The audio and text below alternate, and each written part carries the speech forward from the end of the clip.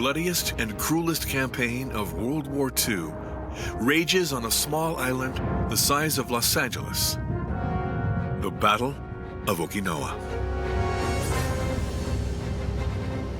As war winds down in Europe, here on this little piece of land in the middle of the Pacific Ocean, the United States and Japan face off in an agonizing conflict that will change the course of history.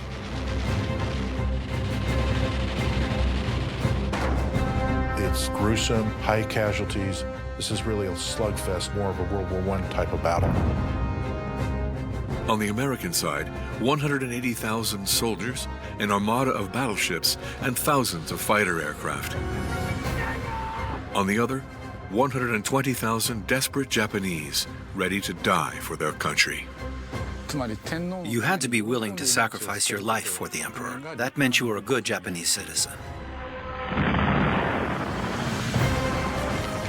General Buckner leads the American army against General Ie Jima on the Japanese side. The two officers will fight to the bitter end. Almost everything was wiped out. It was a massive, destructive battlefield. Over 3 grueling months in 1945, the horror and violence reached their peak. April sees massive kamikaze attacks against the American fleet. That's the costliest battle in U.S. Navy history. In May, fierce battles rage in the mountains. The Americans called the south side of the hill the Bloody Mountain. And in June, the rainy season brings new torment to the ground troops. You end up with feet of mud that go down and down and down. Now, through rare archival footage, you're about to relive the decisive moments of the crucial battles, day by day, and as if you were there in the trenches. How was the landing on the island of Okinawa planned? Which Japanese strategies took the American generals by surprise? And what tipped the fate of certain key battles? It's the one big mistake that the Japanese make on the defense of the island. This is the story of the Battle of Okinawa, 82 days of combat that turned a small Pacific island into a hell of fire and blood.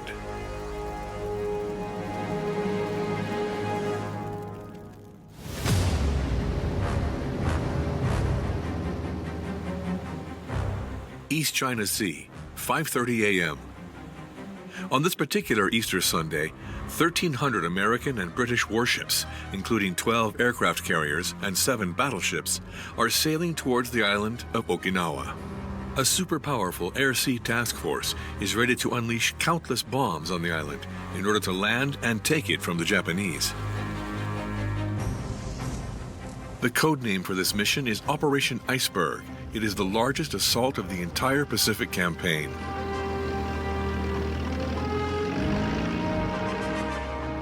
Since the surprise attack on Pearl Harbor by Japanese planes in December 1941, the American Army has set out to conquer the territories of the Japanese Empire. This includes the Marshall Islands, the Solomon Islands, Saipan, and the Philippines. It's been one battle after another throughout World War II. For the American command, landing on the main Japanese island is the last step of this relentless conquest.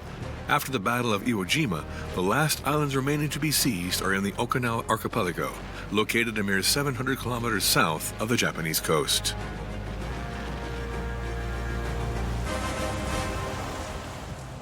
In order to win against Japan holistically, they needed to attack the mainland, whether that was by air, continual bombing would get the job done, or whether they actually had to put boots on ground. In order to do that, they have to get as close as they can. Okinawa is important for 2 reasons. First, its strategic location allows it to be an ideal base for the invasion of Japan. You've got a lot of good space for airfields. It's the right distance to bomb the southern portions of Japan. You've also got a lot of space to have infantry units train and station. The second reason is that it allows the Americans to cut off Japan from its colonies. Taiwan, the China coast, Singapore, Java, all those pieces of real estate are still in Japanese hands in 1945. Japan's an island, and most of its economy is based on shipping. So it's easy to hit that with either ships or with planes. The 10th American Army is tasked with invading Okinawa. A force of 180,000 men under the command of three-star General Simon Bolivar Buckner. Facing them, Japan has had time to prepare its defense.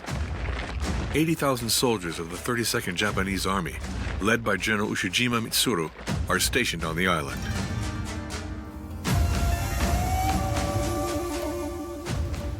The population is also enlisted, as 40,000 civilians will fight alongside the soldiers. Japanese troops come over and they mobilize the entire island.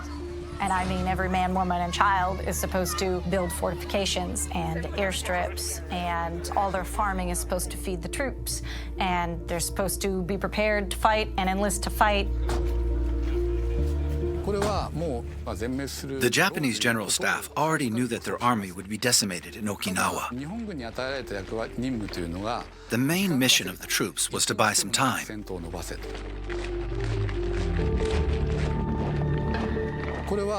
No matter the cost, they had to delay the battle that would soon occur on Japan's main island, even just by one day. The army and the emperor himself were aware that the island of Okinawa would eventually be occupied by the American troops, but they needed more time to get ready before fighting the Americans on their own turf.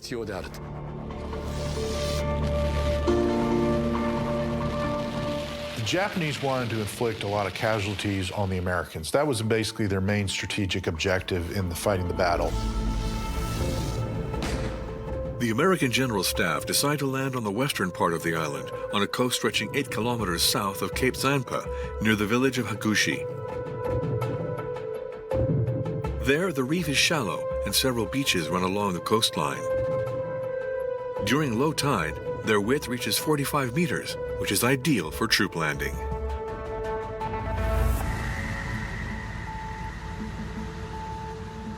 While 1,200 troop ships approach the coastline, the air and sea force blaze a trail for the soldiers that are ready to land.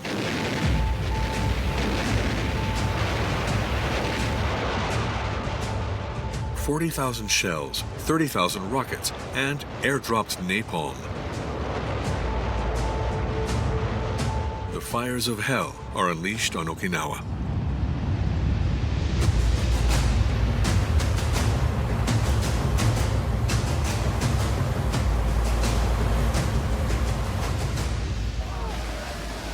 At 8:30 a.m., the first American soldiers set foot on the beach.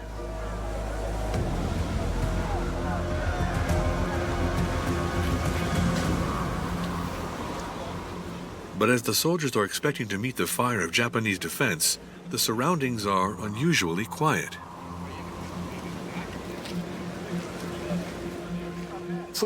When the Americans landed, there were hardly any Japanese soldiers. They faced no resistance.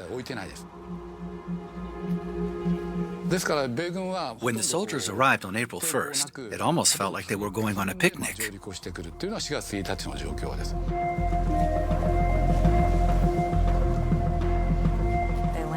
They walked in, it was really quiet.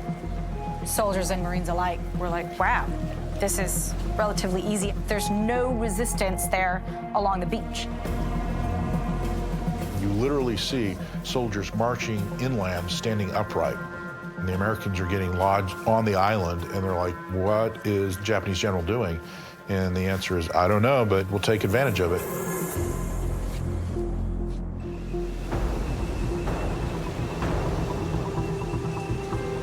However, the lack of resistance to the American landing is in fact a deliberate tactic on the part of the Japanese command.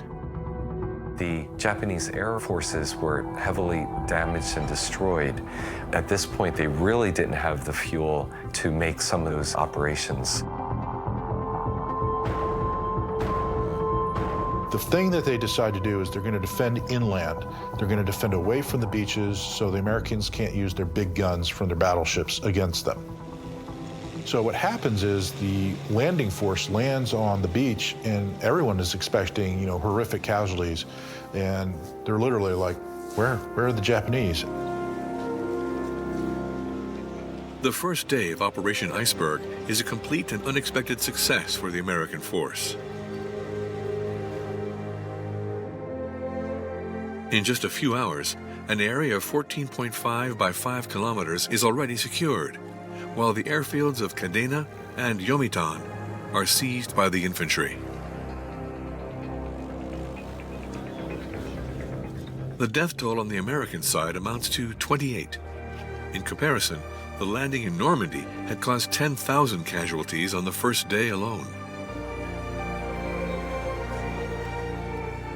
Nonetheless, the Japanese forces are ready to fight. A section is stationed up north, notably on the Motubu Peninsula, while the majority are lying in wait in the southern part of the island along the Shuri line. It's a mountainous area made of hills where the soldiers have dug tunnels to hide as they await the enemy. For the Americans, the Battle of Okinawa is far from over.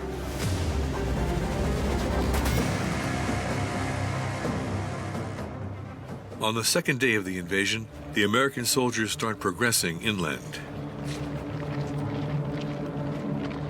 4 Army divisions head south, while the invasion of the North is entrusted to 2 Marine divisions, facing a very weak resistance. Before long, the entire west coast, all the way to Cape Zanpa, is occupied, and the troops march towards their next objective, the Motubu Peninsula.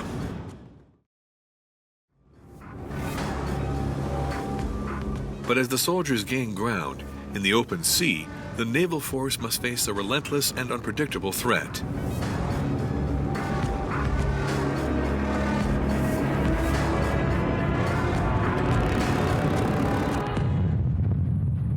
The Kamikazes.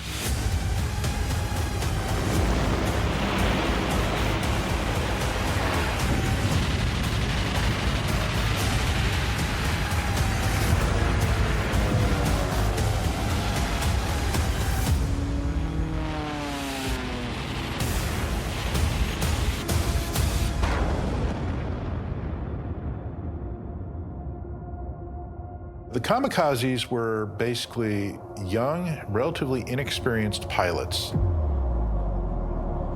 They didn't have a lot of aviation fuel left in Japan, and they didn't have a good way of replacing pilots that they lost.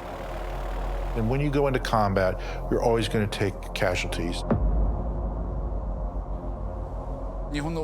Japan didn't have any more high-performance planes or qualified pilots at its disposal to conduct traditional bombing operations.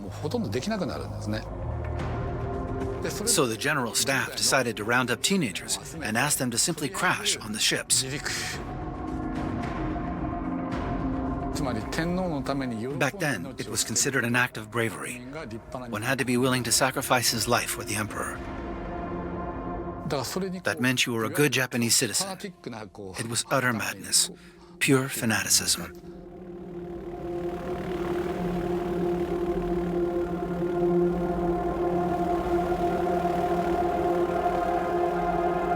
These guys are often flying on their kamikaze missions with 10, 15 hours in the cockpit, which is not a whole lot. The idea is that the kamikazes will basically find and hit a U.S. ship, carriers and battleships. U.S. aircraft carriers are not particularly well armored. There's the USS Franklin, which is almost taken out, and there's the USS Enterprise. The Franklin basically is toast. It is ruined as a ship. They took out about 30 destroyers during the battle. 5,000 dead, another 5,000 wounded. That's the costliest battle in U.S. Navy history.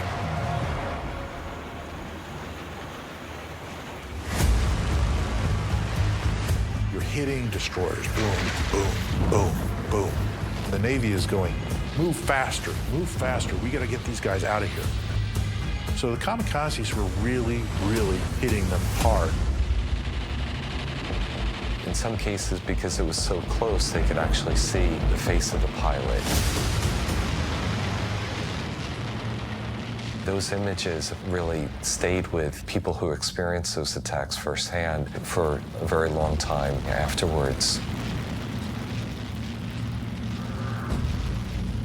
Along with its fighter planes, the Japanese army also uses small suicide boats called shinyo that are riddled with explosives and maneuvered by a single man.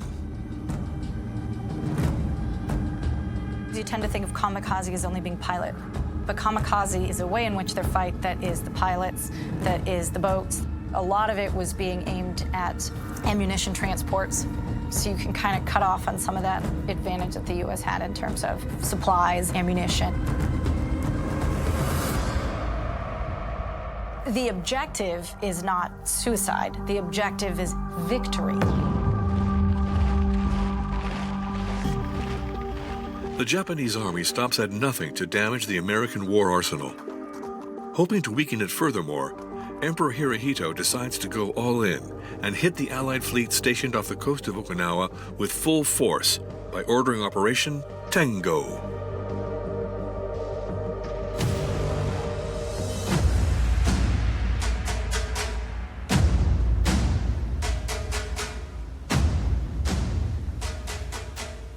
Only 6 days into the invasion of Okinawa, an armada of warships leave the coast of Japan and head towards the archipelago.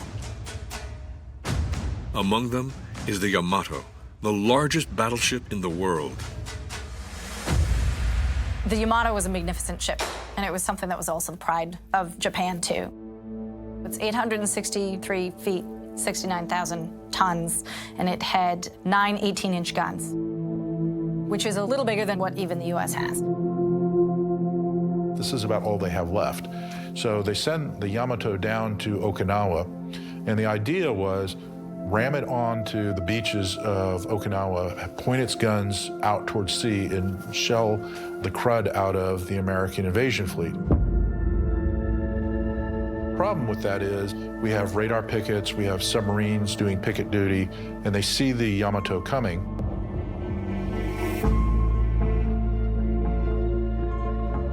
When the Yamato and its escort pass the Osumi Peninsula while heading south towards Okinawa, Admiral Spruance, the commander-in-chief of the American Army in the Pacific, gives the order to launch an immediate counterattack.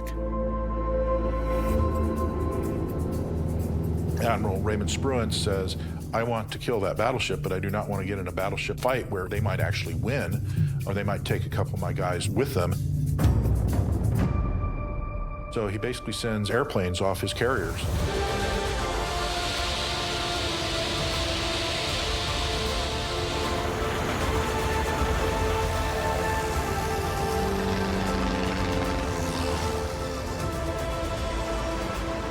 In just a few hours, the American aircraft carriers hurl some 386 fighter planes towards the Japanese armada heading towards Okinawa without any air cover.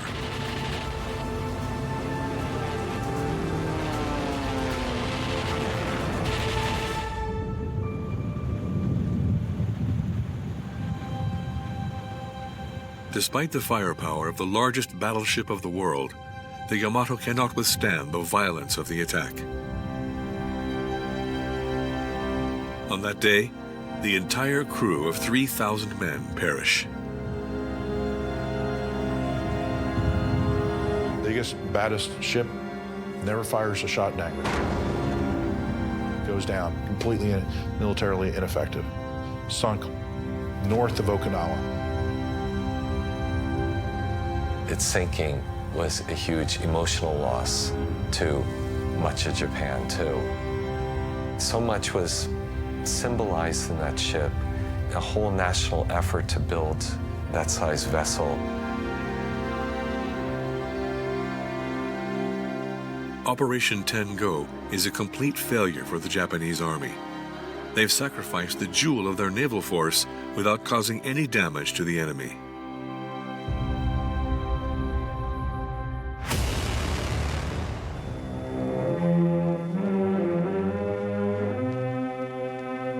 From his beloved second home at Warm Springs, Georgia, the body of Franklin Delano Roosevelt moves on the first stages of its journey to his final resting place. Scores of sufferers from infantile paralysis sorrowfully bid farewell to their great friend and With the destruction of the Yamato, the American Army wins a key victory against Japan.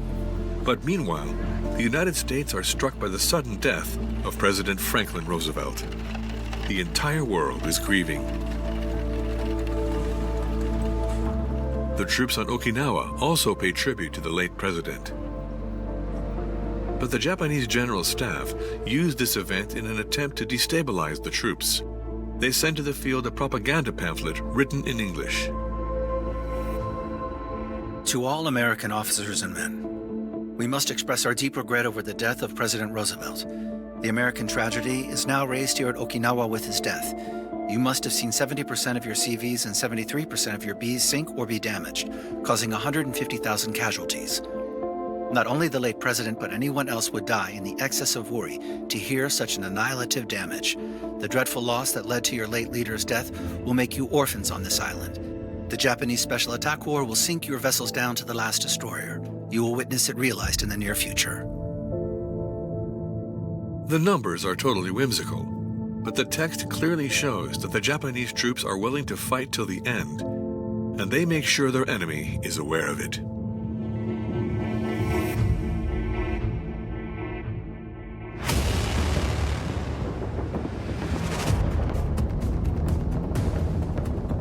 On the island, the battles have been raging for nearly 3 weeks.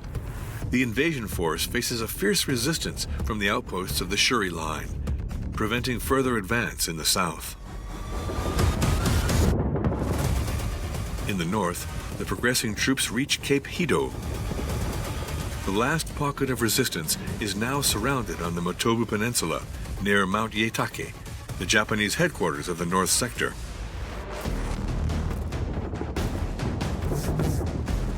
Harassed by the Marines, their defense is reduced to nothing. With victory in sight, the General Staff decided to set out for a new objective, the small island of Ie Jima, located less than 3 kilometers from the coast. This strategic spot has 3 takeoff runways and radar equipment, which are indispensable to establish air domination.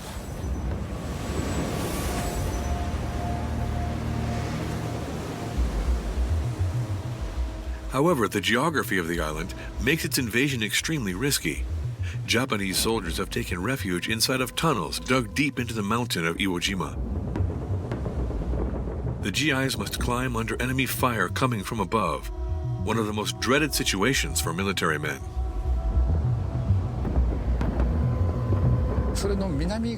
The Americans called the south side of the hill the Bloody Mountain. The Japanese army had been stationed there long before their arrival. This is where the most violent battles took place. So what you had there in terms of Japanese forces is about 930, 950 actual uniformed troops, about a battalion size worth. They were augmented by Okinawan conscripts and augmented by a lot of civilians.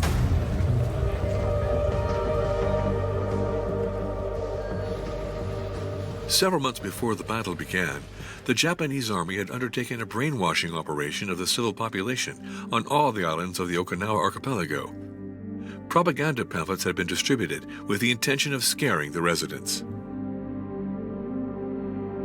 The indoctrination was not just about where your loyalty should be in a sense of civic duty, but was also a very strong propaganda piece about how evil the Americans were and how death at their hands would be so torturous and painful and drawn out that it is far better to jump off a cliff and get it over quick.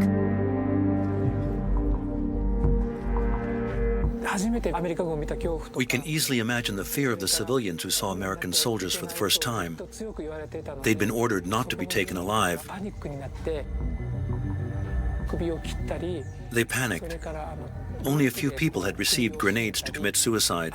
All the others died decapitated, strangled with ropes, or hit with pieces of wood or rocks. The men couldn't bear the thought of their wife and children being captured and humiliated by the American soldiers. They'd rather kill them with their own hands.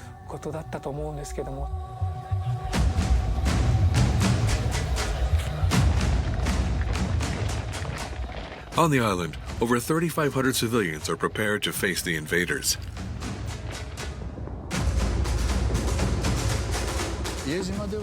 On the islands of the archipelago, including Ie Jima, many civilians were mobilized and turned into soldiers, including women. They were given grenades to attack the Americans. In Japanese, we call that kirikomi. It means suicide attack.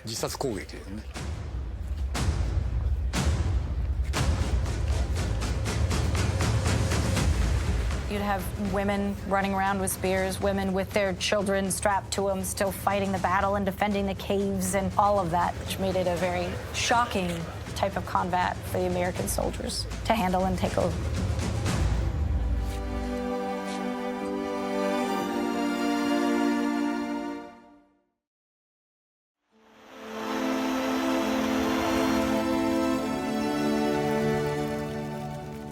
To a Japanese person, nothing is worse than shame. Retaining one's dignity is as important as one's life. The people were told that being captured was a humiliation and that had to be prevented at all costs. That's what the civilians believed because that's what they were taught.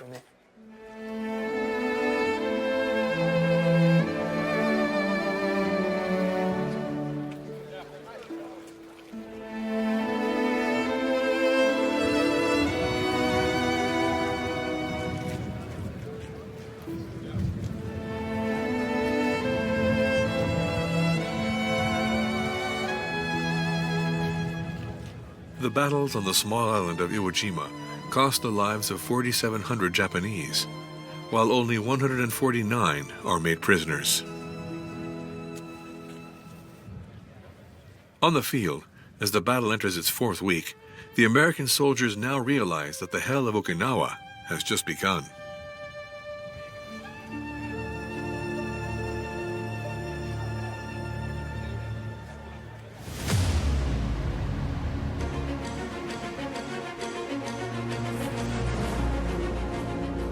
On the main island of the archipelago, the north is now entirely occupied by the Americans. But in the south, the battles continue. This mountainous sector favors the Japanese, who have had time to organize their defense.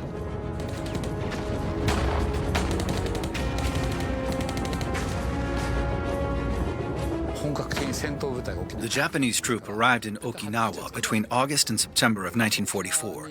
That's about 6 months before the Americans, who got there in April of the following year. During that period, the soldiers dug several tunnels by hand.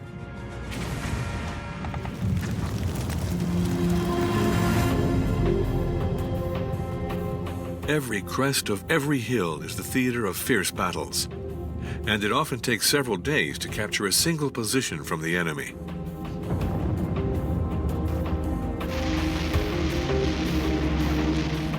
They use tanks, mortar rounds, and flamethrowers.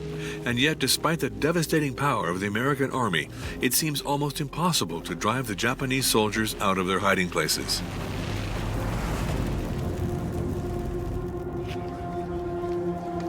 They had enough munitions to hold on for 6 months. This is the best supplied Japanese army unit that the Americans have encountered in the Pacific War. It's gruesome, high casualties, low yards, in fact, no yards taken in some cases. This is really a slugfest, more of a World War I caliber than a World War II type of battle.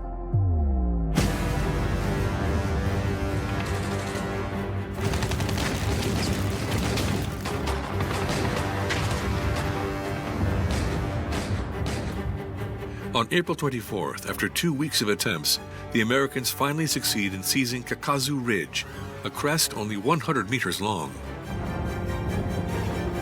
That day, the entire Makinado line finally falls. It's the first of 3 Japanese defense lines. The Japanese had all these defensive positions prepared, so even though they had breached the main line, there's still other ones and other ones and other ones. The idea is, we're going to make this costly, and you're going to die, and then your friends are going to die, and then their friends are going to die. If you want Okinawa, fine, but you're going to pay a very heavy price in lives to take this island. As the battle soon enters its second month, the American soldiers' morale reaches a new low.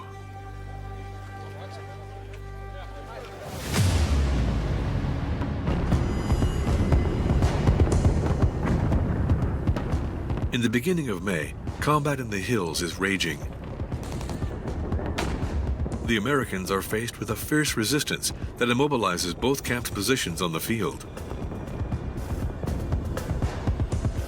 However, on the Japanese side, a disagreement arises between General Ie Jima's two advisors. General Hiroshima Yahara, in favor of an ultra-defensive strategy, recommends that the troops remain in hiding in the island's caves as long as possible, whereas General Isamu Sho encourages them to reassess their strategy. General Cho, the chief of staff of the 32nd Army, was more old school in the sense that he believed in, attack, and he didn't like Colonel Yahara's defensive tactics. So he convinces Ie Jima to launch an offensive attack against the 10th Army.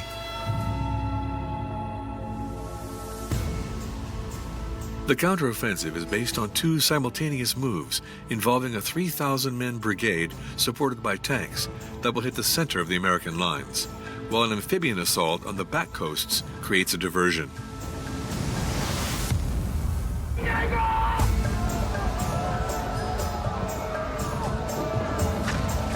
The Japanese come out of their trenches, and they start charging, a little bit of a bonsai charge. They were dug in, and they give that up, and they're out in the open, and it ends badly for these guys.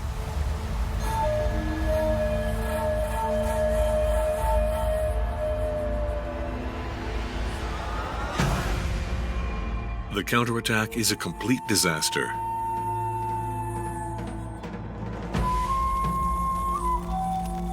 The Americans managed to destroy dozens of Japanese heavy weapons. As for the amphibian troops supposed to attack the coasts, they are annihilated at sea without leaving a single survivor. It's the one big mistake that the Japanese make on the defense of the islands, and it accelerates the Japanese defeat because they were holding. I mean, the Americans are like banging their heads against this, making no progress. Suddenly, the Japanese do the Americans a great favor.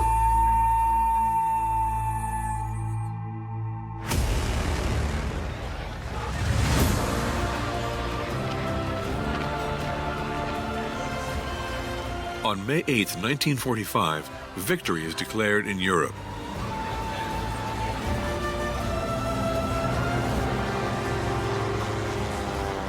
Populations around the world are celebrating after 7 years of war. Meanwhile, thousands of kilometers away, battles keep on raging in the Pacific. Japan hasn't surrendered. The American soldiers engaged in this fight must try and survive the nightmare of Okinawa. The end of the war in Europe on May 8th doesn't really matter that much on Okinawa. The guys who are in the front lines are still in the front lines. They're still trying to accomplish a military mission, still trying not to get killed by the other guy.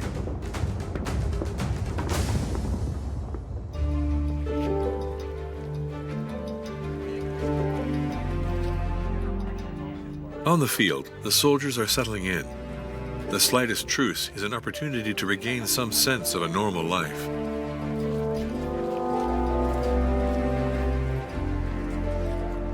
However, quiet moments are short-lived for the soldiers.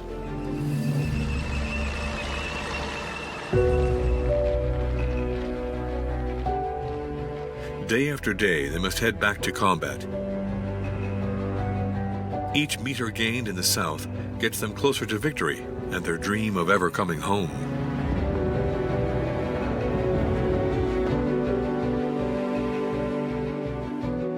Takeshi, Wana, Sugarloaf Hill, Horseshoe Hill, Half Moon Hill, Conical Hill, the southern Japanese outposts fall one after the other at the expense of heavy American casualties. Meanwhile, on the west coast, the American forces are now getting closer to the next goal of Naha, the island's capital.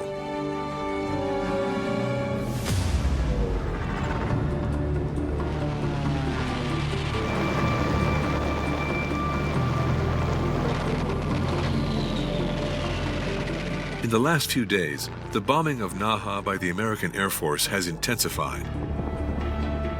On the field and around the city, the violence of the battle is horrifying.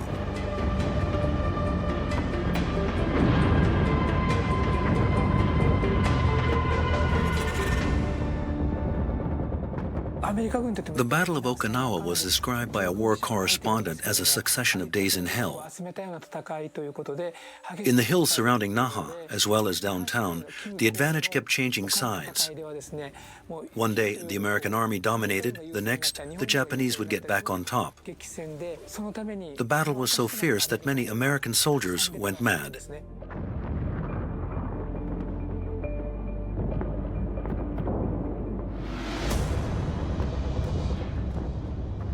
It takes 6 days for the Americans to capture the city. On May 17th, the GIs enter the devastated capital after weeks of bombing.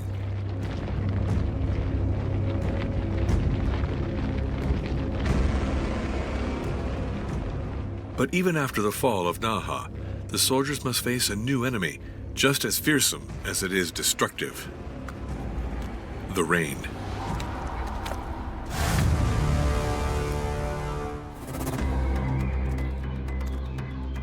After the capital, the American General Staff must tackle the Shuri Castle, the Japanese headquarters of the South Sector. The troops' progression on the western and eastern fronts allows the Americans to surround the location.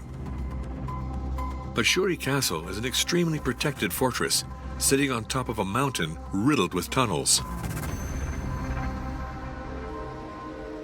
And the extreme weather conditions considerably slow down the soldiers' progression.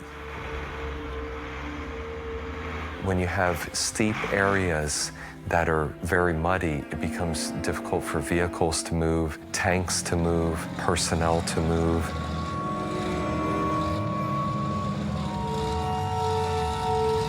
But it's a lot more than just being wet. The ground itself becomes extremely saturated and never totally dries out. So you end up with feet of mud that go down and down and down and down. Supply becomes extremely difficult to get through. The Marines actually are hand-carrying supplies in because they cannot get the trucks to transport in there by any means.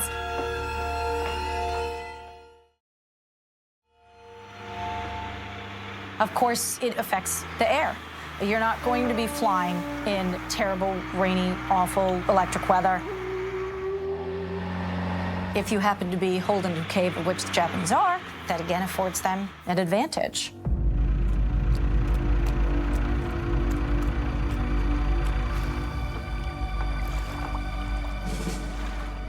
For several days, while Shuri Castle is surrounded by the American army, both camps are paralyzed by mud.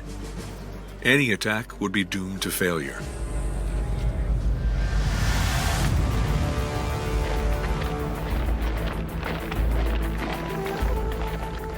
Confronted with this desperate situation, General Ie Jima orders his troops to fall back in the south.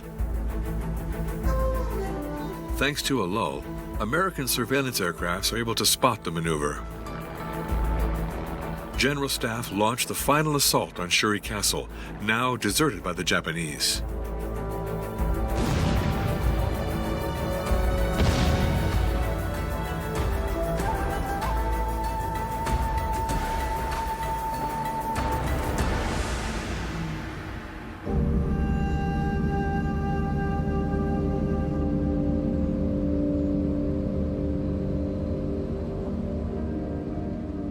On May 29th, the site is captured, and the American flag finally flies over one of the most protected places of Okinawa. General Buckner, commander of the American invasion forces, decides to reach out to his Japanese rival directly. Late May, General Simon Bolivar Buckner Jr., the commanding general of the 10th Army, sends a letter to General Ie Jima. Basically says, General, let's end the bloodshed. I've taken the key parts of the island. There's really no reason to keep fighting. In this unprecedented letter in the history of war, General Buckner offers an honorable exit to General Ie Jima, hoping to end a battle the latter cannot win. But for the Japanese commander, victory was never the goal. Strategy always had been to inflict as many casualties on the Americans as possible. If they want to take Okinawa, they're going to take it. We don't have the resources to drive them off, but we're going to increase this cost bit by bit, forcing them to take every ridge and every line.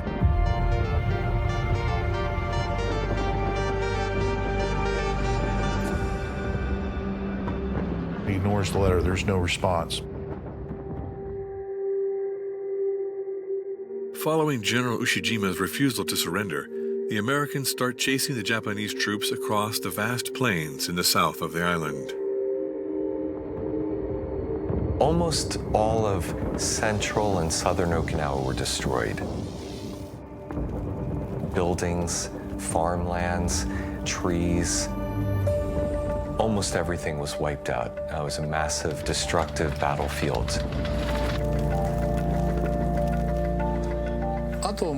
In June, when the troops started to retreat to the south, the entire Japanese organization started to collapse. At that point, the soldiers were only trying to survive. The people of Okinawa who had been recruited by the army also tried to run away. It's understandable because they weren't even soldiers in the first place. They had no military training. At that point, they realized they didn't want to die in this never-ending battle.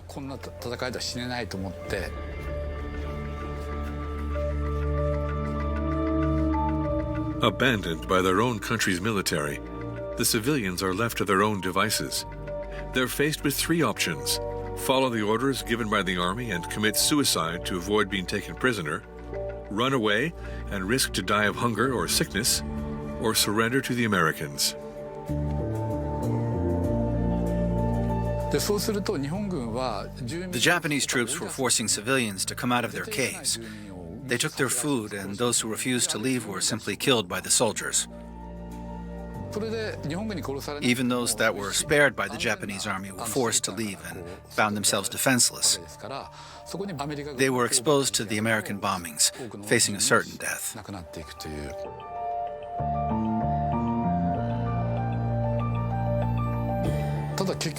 There was mud everywhere, which made it very difficult to walk.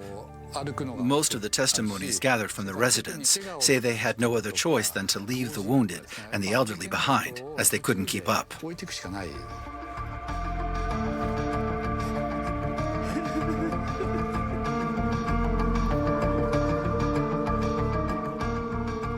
The American army tries to convince the civilians and the soldiers to surrender by dropping leaflets by plane.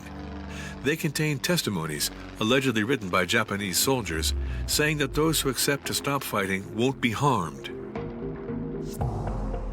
Hundreds of soldiers have surrendered, including high-ranking officers.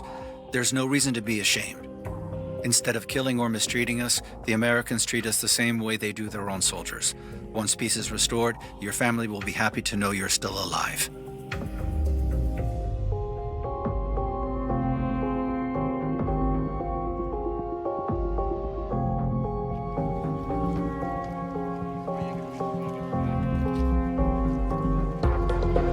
Unfortunately, those instructional leaflets weren't always believed or trusted. Even if somebody may have been influenced by it and wanted to do it, for whatever reason, they hesitated from doing it. And that's because of propaganda against them earlier, that the Americans are all rapists and they'll murder you.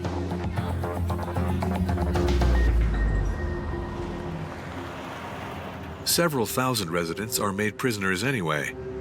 They realize that those they were conditioned to fear are actually helping them.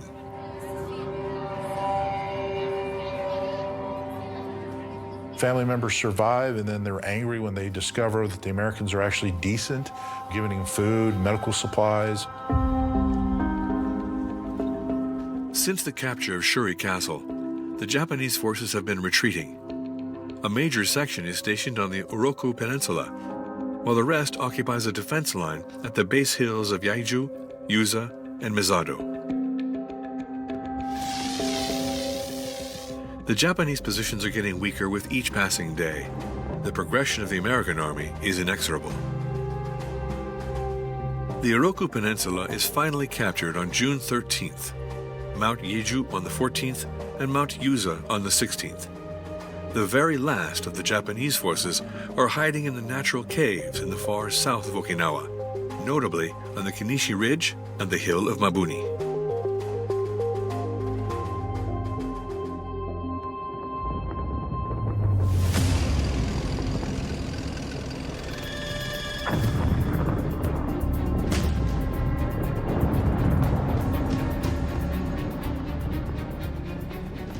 On June 18th, as the American Army feels victory within its grasp, General Buckner comes to look over his troops on the front line. These are the last images of the American commander. A few seconds later, he's hit by shrapnel from Japanese artillery fire. He dies from his injuries shortly after. He is the highest-ranking American officer to be killed in combat during World War II.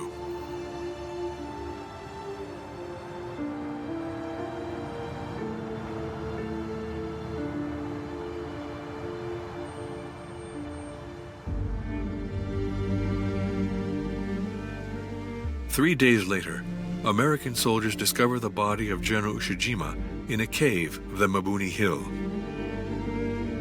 The Japanese general had resorted to a ritual suicide known in Japan as seppuku.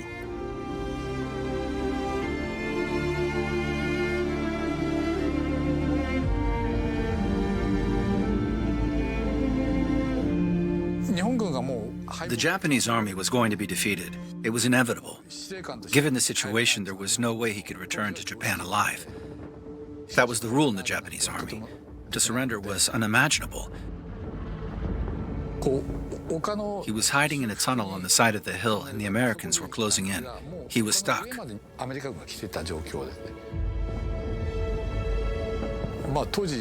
In those days, army commanders committed suicide to avoid dishonor. If they died by their own hand, they could somehow save face. That's why he opted for the seppuku.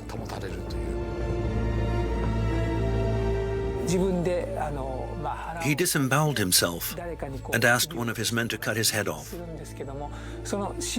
But before he died, he ordered his men to fight until the end and to not get caught alive. While the last remaining resistance pockets fall into the hands of the Americans, the two generals who led the Battle of Okinawa are dead, as if fate had decided that this nightmare now had to come to an end.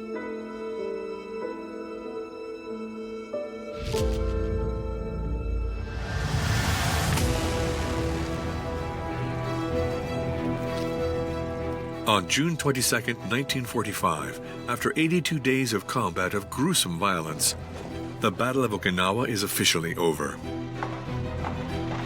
There was obviously an immense amount of pride and relief that it had been seized. Maybe slightly off schedule, but it had been seized. And that the U.S. was in a prime position to be able to strike out against mainland Japan.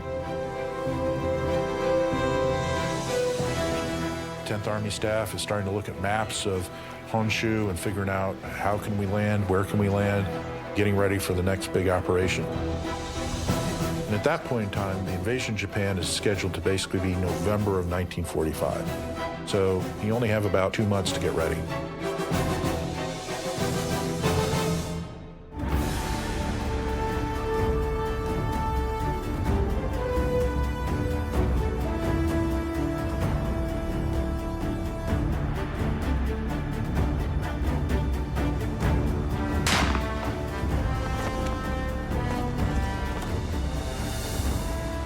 The conquest of the island has claimed the lives of 12,500 Americans and wounded 35,000 more. Confronted with the death toll of this magnitude and the pressure of a country refusing to withstand more casualties, the General Staff start reconsidering their invasion plans of Japan. There is a sad irony about the Battle of Okinawa. It implanted the correct idea that a landing on mainland Japan is going to be so destructive, and it's going to take possibly 1 million forces to land and seize, that it's just going to be so horrific that maybe the use of the atomic bomb was necessary.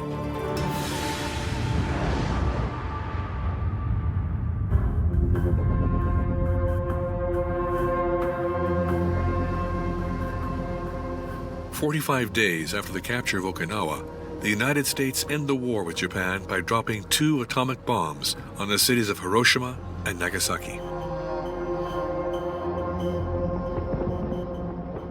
The Battle of Okinawa is therefore the last one of World War II.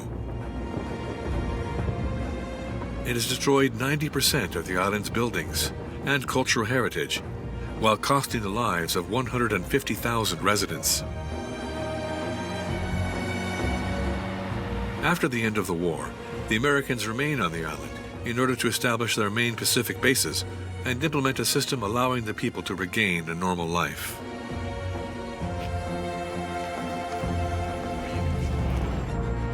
Okinawa is later returned to Japan in 1972, but the Americans continue to maintain at least some presence. Okinawa represents only about 0.6% of Japan's total territory. It's not even 1%, yet 70% of U.S. military bases in Japan are concentrated there.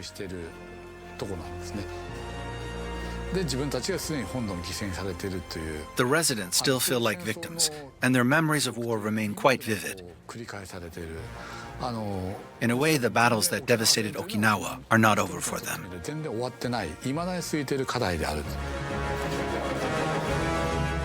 On Okinawa, the scars left by 82 days of gruesome battles will likely never disappear.